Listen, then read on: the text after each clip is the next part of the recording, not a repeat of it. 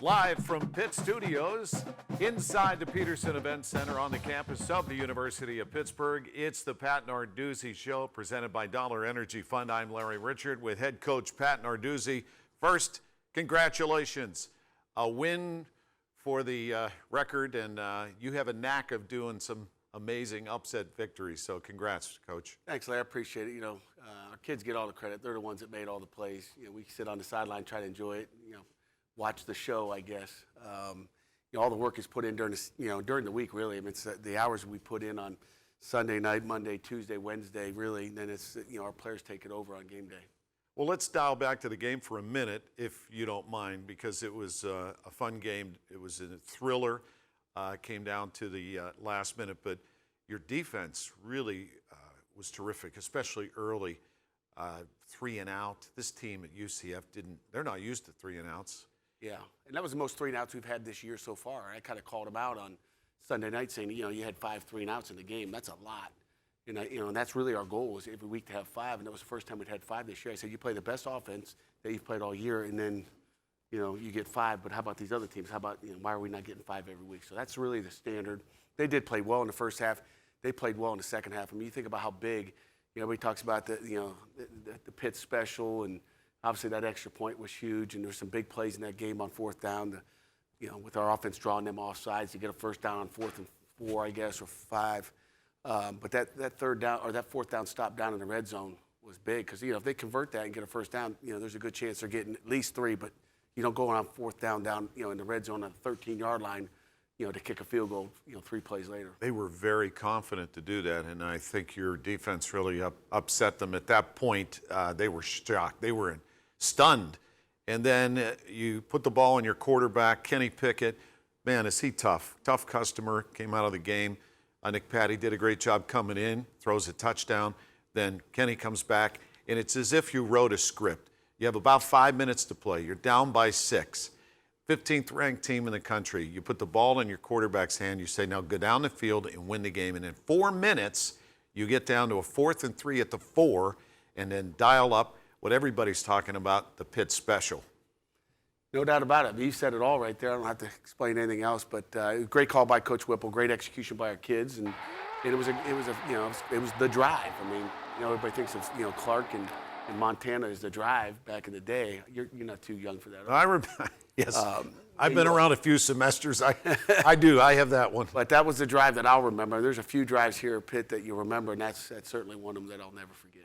Yeah, we're going to talk to one of the stars of the Pitt special. I know you credit all the guys on the field, understandably so.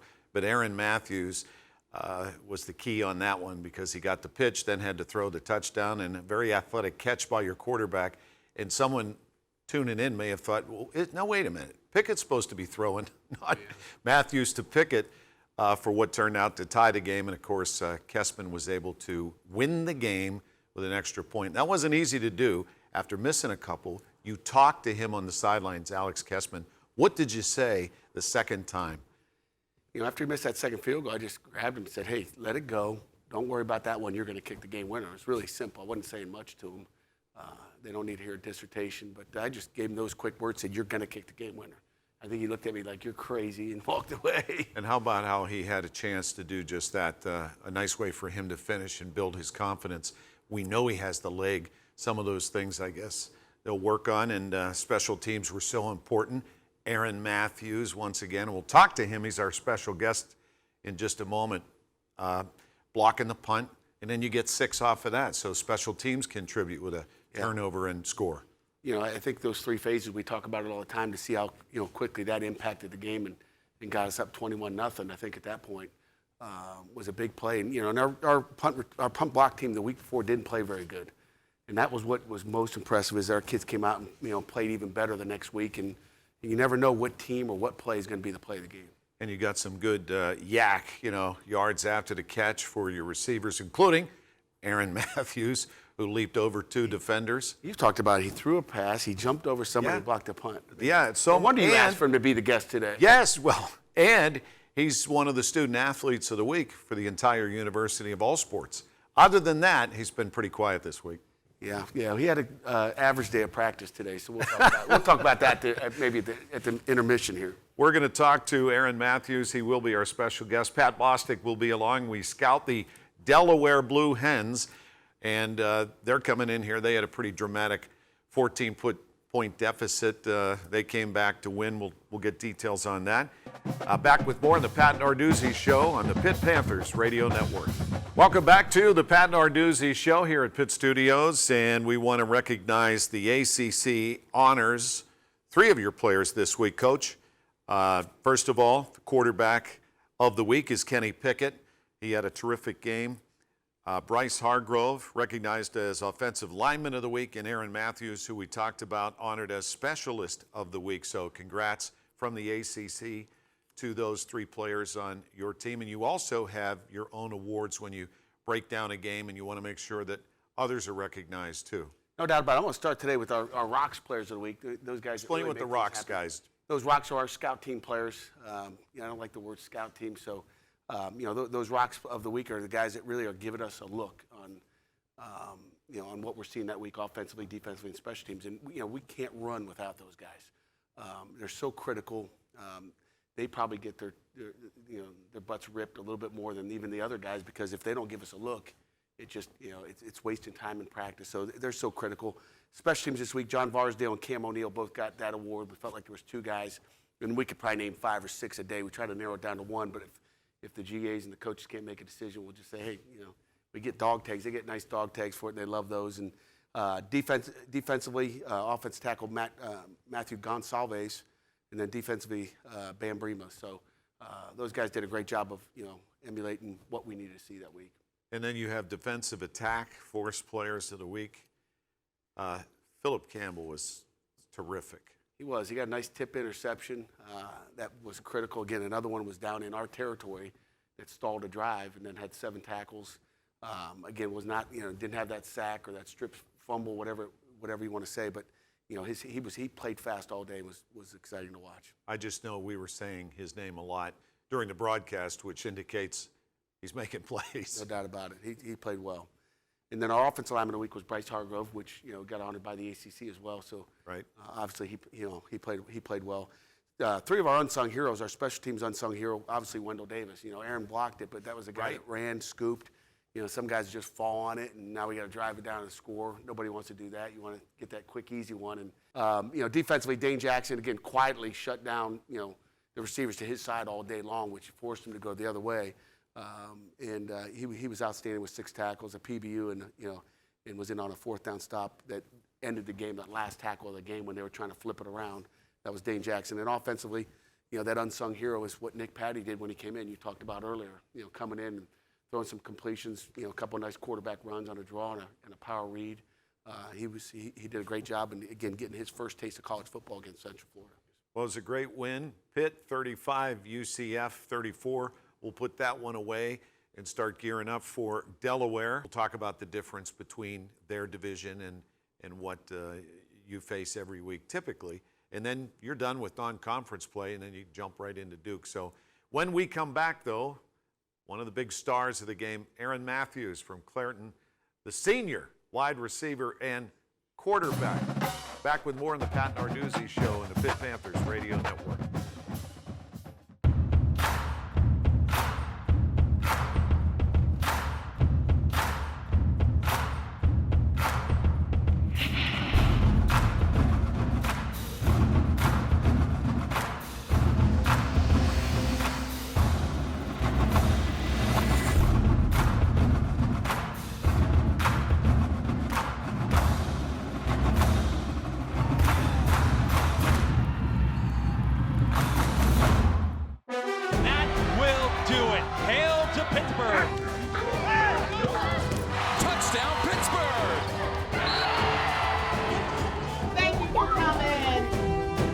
They helped me a lot to just, mold me who I am. Pitt just has it all. Everyone is on their feet. Signature victory. Hail to Pitt. We just witnessed history. Pitt Beyond the Script, weekly on AT&T Sportsnet. Welcome back to the Pat Narduzzi Show. I'm Larry Richard. We're live on the Pitt Panther Radio Network with head coach Pat Narduzzi and Aaron Matthews, the senior wide receiver from Clairton, who had himself one heck of a day on Saturday. Aaron, welcome. How you doing? I'm good. We got to say your name quite a bit on Saturday. What was your mindset going into the game? The same mindset as every week. Just want to get everything done that we have to do to win. Take advantage of all opportunities that I get when I'm out on the field, and just hopefully come out with the win. Well, the first thing you did was heading down the field, you leaped over two defenders, and I was calling the play, and it's like 5, 4, 3, 2, and you got that close. That was a tremendous catch and run. Yeah, people always ask me, did you plan that? No, it wasn't planned. It was just kind of instincts. I actually thought I was going to score, but then one of the defensive backs jumped on my back at the 2-yard line. But luckily, A.J. Davis was able to seal off the drive with a touchdown. So. Well, that really energized the crowd, and right there in the north end zone where the Panther Pitt is, so you could hear the students, I'm sure. Yeah, definitely. And I got a lot of applause when I came to the sideline, a lot of smacks on the helmet from the teammates. It was a fun time. Then you contribute on special teams by blocking a punt, which turns out to be a score. Yeah, Coach Powell, he emphasizes special teams a lot. It's an important phase in the game, one of the 3 phases. He said someone needed to make a play coming before the game, and I took it in my own hands to block that punt. Take us through the Pitt special. So when Coach Whipple, Coach Narduzzi are on the sideline, it's 4th down and 3 from the 4. This is it. You basically got to score to tie this game to have a chance to win. When you heard them say Pitt special, what went through your mind? Me and Coach Whip doesn't say too much. He just looked me in my eye and he said, Pitt special, baby. And right there, I got anxious. I was just ready for the play to happen. And then I saw AJ had bobbled the snap, so right then and there, like I kind of like scared me, but he picked it up and he was able to give it to me. And then I thought I was going to be able to run to the edge, but 2 defenders came off the edge, and I saw KP slip by him, so I just slipped him a nice little pass. So that is your option at that point, obviously, to get it to Kenny Pickett in the end zone. I think when Kenny was walking up, it looked like he was going to talk to the line or the tight end, audible, then a direct snap to A.J. Davis.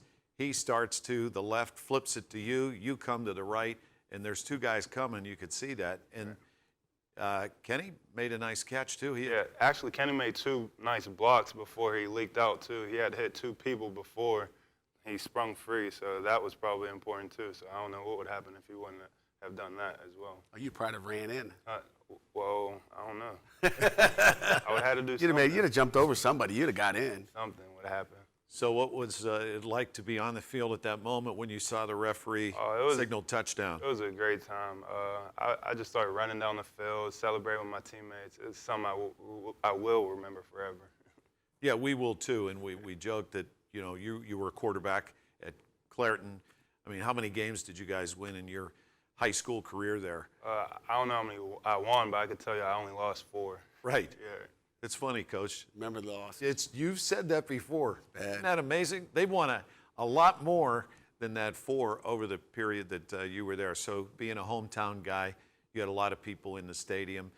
It was a special day for you, too. Aaron Matthews, stick around, Aaron. We got a few additional questions, Coach. You like these questions, right? Oh, yeah. And you're listening to the Pat Narduzzi Show on the Pitt Panthers Radio Network. We are back, the Pat Narduzzi Show, brought to you by Dollar Energy Fund. I'm Larry Richard. We're here at Pitt Studios with Aaron Matthews, the senior wide receiver, 6'4", 220 pounds from Clairton. And we have a few questions in addition. We talked about the Pitt special, talked about the game.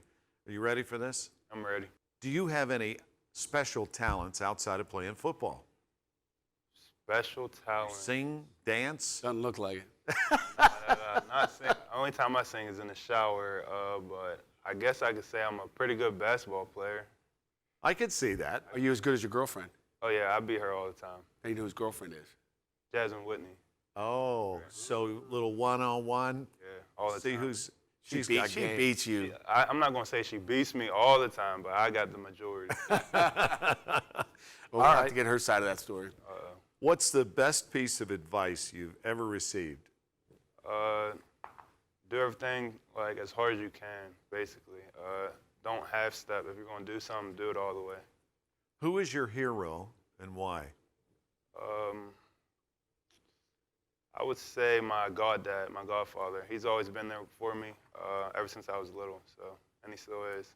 the old guy from Aliquippa. And Give him a shout out. Oh yeah, Brent Weekly, my godfather. All right. That's my guy. Was he there Saturday, I assume? Definitely, yeah, he's at all my games. He Well, all my home probably games. was 6 inches off the ground after that performance. Yeah, if he could still do that, he's pretty old now. All right. Who was your favorite cartoon character as a kid? I like Power Rangers. That's not really cartoons. I was into Power Rangers though, so I'm gonna go with that as my answer. All right. I was a Power How many were there? There were There- 4 main Like it guys? depends on which ones you were, but there was always like a red one that was mainly the leader, and then like a pink one and a yellow one. Those were the ones that were on everyone. But All right. You like the red one, the leader one. yeah, obviously. If you were stranded on a desert island, which 2 teammates would you take with you and why? 2 teammates. I would have to say Amir Watts, definitely. He'd keep you entertained. Yeah, definitely. That's why. And then probably little Vincent Davis. He's like, not many people know this, but he's funny. Like when he scored at Penn State, he's still cracking jokes. You'd think he's like anxious and like nervous. He comes to the sideline still cracking jokes and smiles. It's wonderful. But Vincent Davis and Amir Watts. Vincent Davis, the freshman running back who's contributed this year, done a nice job. He flies too. Now, Coach Narduzzi loves this question. Top 3 artists on your Spotify. I'm going to say Future, Drake, and NBA Youngboy. All right, you know Drake, don't you, Coach? I know the name. You have I that? could walk in there, I wouldn't know who he is. Oh, man. You have that on your Walkman. My Walkman. All right, final question. Aaron Matthews, which of your teammates is most likely to become famous in something other than football? Amir Watts, he's a comedian. He could probably do comedy. You said that before as well. Yeah, I don't know. No, he's funny. How about real famous? How about real famous? Oh, real famous? Trey Tipton. I would say Trey Tipton. He's a pretty good public speaker, and he's good with kids. Something along the lines of that. So Trey Tipton.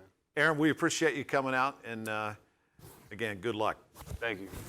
Aaron Matthews back with more on the Pat Narduzzi Show. Pat Bostic will join us on the Pitt Panthers Radio Network. This is the Pat Narduzzi Show, live from the Pitt at the Pitt Studios. And joining us, former Pitt quarterback and Associate Athletic Director of Major Gifts, Pat Bostic. He likes when I do that old Lindsey Nelson Oh, you guy. love his impressions. does. This guy's Every week. unbelievable. We move to further action in the 4th quarter. Hey, we want to mention we just had Aaron Matthews, and he's the Scholar Athlete of the Week. And we want to also mention Jim Medore, your tight end. He's on the semi-finalist list for the prestigious William V. Campbell Trophy, which goes to the nation's top football scholar athlete. So shout out to Jim Medore. Great kid. Great kid. Tremendous, honor to have that distinction. I mean, he's a guy that wants to be a doctor, and he's a really good football player. Just So we're finished glad- his application, I think, for med school. I was walking by the academic center, and he's like, "What are you doing, Jim?" He's like, "Finishing up my application." I'm like, "For what? You don't need to apply for anything. You're too good at everything already." He's been a little slow. I gave him a letter of recommendation about 2 months ago. I'm like, what are you doing? Make it sure everything is perfect. All right, Pat, you and I had a chance. Bill Hillgrove was on the West Coast. I know he was watching. Are you leaving him on the West Coast? Coast? No, he's back. back. From, You come down. I know, but leave him out there. You come down. You stay up, and let's get this thing done. See, after the game, Pat almost leapt through the window in the broadcast booth. We had to physically hold him in, and then he turned to our producer, PJ Comanche. He goes, "I got to go to the locker room." And so PJ said, "Okay, go." So he was gone, Coach. And he You wanted were up there. You were not down in the field the whole I time. wasn't scheduled to be in the booth. I mean, in the locker room. in the locker room, but I worked my way. I weaseled my way in there. But he wanted to be and see part of the post-game celebration. So I'm glad you had a chance to do It that. was awesome. I mean, it was a great win. I know we don't want to dwell on the past, but coming off the week prior, going into conference play coming up, to get that kind of jolt's big. And I don't think I've been around a more exciting game in Heinz Field. It might be the most exciting in Pitt history at Heinz. So that's something those guys can hold their hat on. So let's talk about Delaware. We often talk about what the difference is between an FCS school. They have a rich history, and you know that very well firsthand. Yeah, Delaware's a good football team. I told our kids earlier in the week, I think I talked about it in my weekly press conference. They've won 6 national championships. I've always thought from, growing up on the East Coast that they were a kind of an easy throw into the Mid-American Conference. I thought they were just like a MAC school. I mean, they got a stadium that looks like probably better than most MAC schools. I mean, they've got great facilities. They've got great players. So they're a good football team. They've had some upsets through their days of their league, and they've played some great teams and done well. So they're impressive. You know, you played at Youngstown State in Rhode Island. When you go to play a bigger school, how much of a chip is on their shoulder that they want to prove something? They all want to prove. I mean, whether it's Ohio U coming into Pittsburgh, they'll have something to prove. And Coach Rocco is from Pittsburgh area. I'm sure he'll have a lot of family. I'm sure they're working to tail on any trick play they can have in the book. They'll pull out all stops to try to beat the Panthers this week. You talked earlier this week about, and we mentioned it with Aaron Matthews, sometimes you remember the losses more than the great victories. And in your case, you were a ball boy for your dad, who was coaching Youngstown in Delaware for the national championship. Yeah, we played Delaware the last game of the season in 1979. Got beat at home in a shootout. I don't know what the score was, 54-48 or something like that. And it was whoever had the ball last. And I'll never forget the old athletic director of Boston College, Gene Flippo, was the offensive coordinator. And I heard the story after my dad had passed. He goes, I've never had a head coach tell me to score slowly. Don't score fast. Because they couldn't stop the wing T, the Tubby Raymond wing T. So they ended up beating us there, and then they ended up beating us, down in Albuquerque, New Mexico in the championship game. So You talk about, it means something. You take it personal. You want to make sure that your team doesn't have a letdown after such a high, beating the 15th ranked team in the country, that you don't go low because this team isn't, in that. they're top very, 20. very capable. And that's why I said it's got to be personal, whatever game you go into, whether it's Central Florida, your opener, or Duke. I mean, it doesn't matter. It better mean something. You better be playing for something. And that's why, to me, I always find an edge and find a way to find something out of that game. Coach, you guys got a lot better from Ohio to Penn State, and then obviously from Penn State to UCF. How much of your talk to the team is about improving again this week, and it being about us? It's every, our kids will probably laugh at you, but, every week it's the same thing. We talk about getting 3% better every day. So, we hopefully got better from Tuesday to Wednesday, and hopefully from Wednesday to Thursday. So, we can get better. We can still, eliminate some of the mistakes, and there'll always be things that you do well and things you don't do well, but we want to continue to get better. Is Kenny Pickett healthy? I mean, he took some hits. He'll be good to go. He's taken some hits all year. He'll be ready to go. He's a tough character, that's for sure. We'll be back with some more details on the scouting report on Delaware. The Blue Hens come to Heinz Field. That is Saturday kickoff at 12:30. We'll be on the air at 10:30 with our pregame show on the Pat Narduzzi Show. Right back after this on the Pitt Panthers Radio Network. That will do it. Hail to Pittsburgh. Touchdown, Pittsburgh. Thank you for coming. They helped me a lot to just, mold me who I am. Pitt just has it all. Everyone is on their feet. Hail to Pitt. We just witnessed history. Pitt Beyond the Script, weekly on AT&T Sportsnet.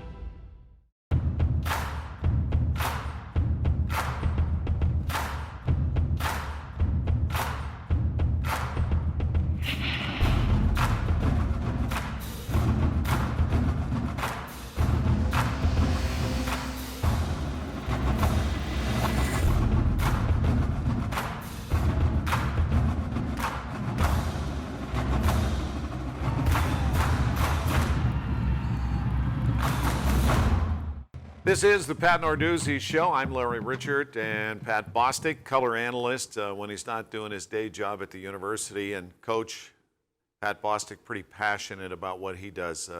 You see that, don't you? I sure do. I mean, obviously, you telling the story, I didn't know that he had to come down to the locker room after the game. You got to love that. That tells you the passion right there. And as we were making the final call, you hear, hail to Pitt. Davis pitches it back, and he's down, and it's over. Baby! What The a University win! of Yeah, Pittsburgh baby! Panthers Hail have to defeated. Pitt! What a win for the Panthers! Yeah, I jumped all over you. Sorry, man. Oh, it's all good. I think he's done that in the past to Billy up there. So. This moments like that, though, are special, and we've said this before. That's why everybody does what they do.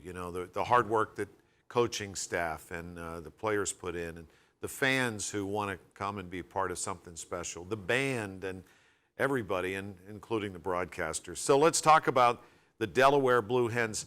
When people hear Delaware, maybe they think of Flacco is probably one name that came out of there and has had a very successful. Yeah, so tell us about Delaware. What do you know about the Blue Hens? You know, defensively, you know, they run a little 3-4. They run a little 4-3 if our, you know, listeners out there know what that is.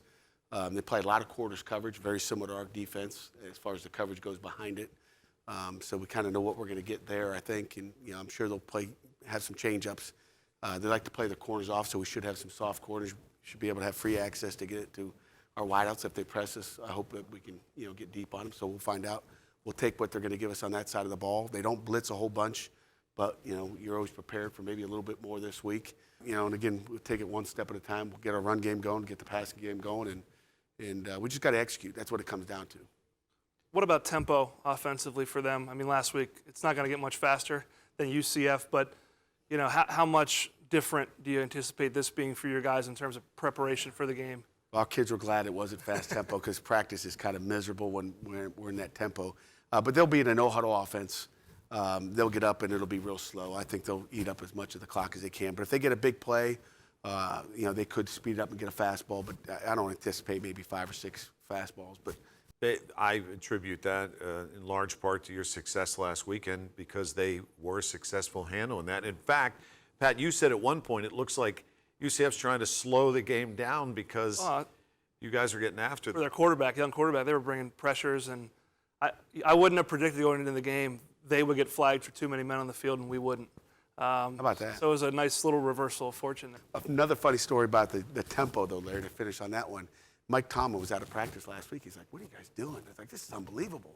You know, I had a stopwatch, and he's watching us get these plays off and how we get the plays set up. And then I guess last night he was in the dining facility. I don't go down and eat. And he's down with Randy Bates. He was talking about, like, that's crazy stuff, man. What you guys did with the tempo, that was the key to the game. And it really was with their offense. Pat Bostic, thank you, partner. Appreciate we'll it. see you in the booth on Saturday. Saturday, man. Yeah, and the pregame's at 10:30, kickoff 12:30, and we'll be back with some final thoughts with Coach Pat Narduzzi. You're listening to the Pitt Panthers Radio Network. You're listening to the Pat Narduzzi Show. Pitt is 2-2 on the season after a dramatic come-from-behind win against UCF last week, 35-34. The Delaware Blue Hens come to Heinz Field. They're 3-1. They had a comeback of their own, down 14, and excited, no doubt, to come to Pittsburgh and play the University of Pittsburgh Panthers. So, Coach, get some final thoughts as you get your team ready to face the Fighting Blue Hens. The Blue Hens, again, good football team, as we've talked earlier, and, you know, Danny Rocco does a great job coaching them. You can see the fundamentals that they use on the field are good. You know, we have a touted football team as well, obviously a little bit more touted, I believe. We just got to go out and play, Larry. I mean, I think it's going to come down to just, you know, the toughness. You know, hope to be able to use a few of our players out there in different positions and get some guys going. Coach, you've had many new faces have an opportunity in the course of the first 4 games of a season to get real play time. Your team's young. We're very young, and you know, we're playing a lot of freshmen right now, especially on special teams. Leslie Smith, Brandon George. I mean, we've got a lot of them playing. Servassier, Dennis is playing. You know, again on defense, and obviously Vince is. You know, Davis is playing on offense. So we're very young, and I'm happy with all our young kids too. Pitt Beyond the Script airing on AT&T Sportsnet Thursday at 6, and then at 3:30 Friday, and then the Pat Narduzzi Show. Coach, good luck against the Blue Hens. Thanks, Larry. Appreciate it. This is the Pitt Panthers Radio Network.